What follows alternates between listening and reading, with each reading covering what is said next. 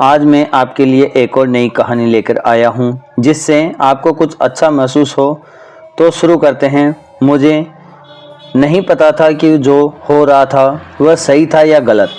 मुझे बस इतना पता था कि जब करण मेरे करीब आता था तो मेरे शरीर में एक अजीब सी उथल पुथल होती थी, एक अनजानी सी हलचल जो मेरी रीढ़ की हड्डी से शुरू होकर पूरे शरीर में फैल जाती थी। जब वो पास होता तो मुझे अच्छा लगता था, बहुत अच्छा, लेकिन मैं समझ नहीं पा रही थी कि यह अच्छा लगना प्यार है या बस जवानी का कोई खेल। घर में कभी किसी ने मुझे नहीं बताया कि जवानी में शरीर और मन कैसे बदलते हैं। बस इतना कहा गया था, लड़कियों को संभल कर रहना चाहिए। लेकिन संभल कर रहने का मतलब क्या होता है ये कोई नहीं समझाता। मेरे लिए करण सिर्फ एक दोस्त नहीं था, वो मेरा भाई था। लेकिन उस वक्त सही गलत का फर्क समझ नहीं आया। जब वो मेरे करीब आता, मेरे बालों में उंगलियां फिराता या मेरी कमर के पास हाथ रखता तो मैं चुप हो जाती। चुप रहना आसान था क्योंकि मना करना मुश्किल लगता था। धीरे धीरे हमारा अकेलापन बढ़ता गया, हम दोनों के बीच की दूरी कम होती गई। एक दिन जब घर में कोई नहीं था, करण ने मेरा हाथ पकड़ा। उसकी सांसें तेज थी और मेरी भी। उसने कहा, तू मेरी है और मैं तेरा। मैं चुप रही क्योंकि मैं भी यही महसूस कर रही थी, लेकिन मन में सवाल थे, क्या यह प्यार था या सिर्फ जवानी की भटकन। फिर एक दिन मुझे अपने शरीर में बदलाव महसूस हुए। मेरे पीरियड में देरी हुई। पहले मैंने सोचा शायद तनाव है, लेकिन जब उल्टियाँ होना लगी तो डर ने मुझे जकड़ लिया। मैंने चुपके से टेस्ट किया और जब 2 लाइन दिखी, मेरी दुनिया रुक गई। मैं माँ बनने वाली थी, एक ऐसी जिम्मेदारी जिसके लिए मैं तैयार नहीं थी। करण से बात की, उसकी आंखों में डर था और वो चुप था। हम दोनों समझ गए थे कि अब यह बात छुपाना मुश्किल होगा। घर में किसी को नहीं बता सकते थे। करण ने कहा, किसी प्राइवेट क्लिनिक चलते हैं।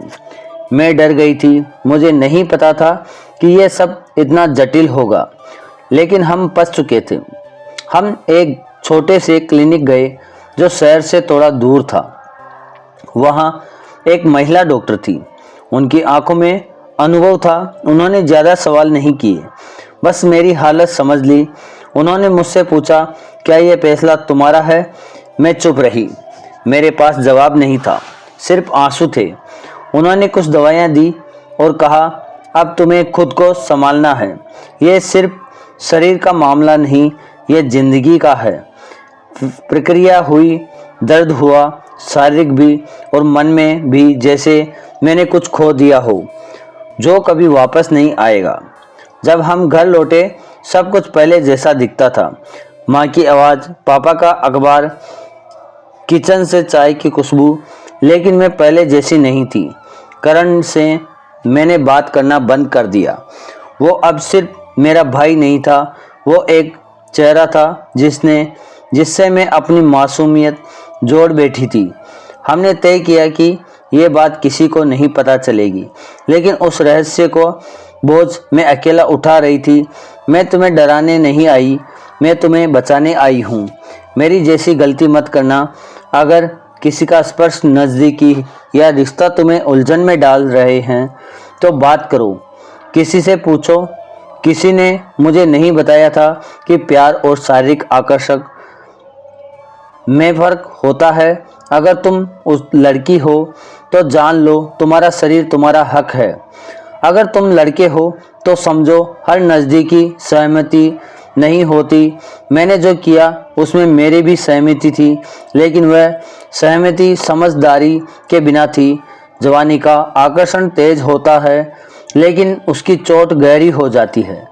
अगर यह कहानी तुम्हें कुछ सोचने पर मजबूर करे तो इसे किसी ऐसे दोस्त के साथ शेयर करो जिसे इसकी ज़रूरत हो।